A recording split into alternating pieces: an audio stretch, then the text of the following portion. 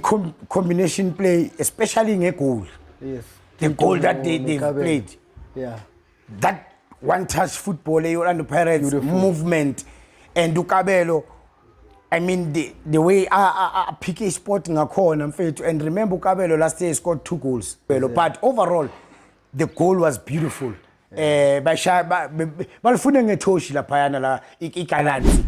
think number one for me, I think Coach Cardoso, I think they need to tell him Uguchi who is Sundowns. Because Sundowns for me, it's a team that dominates teams.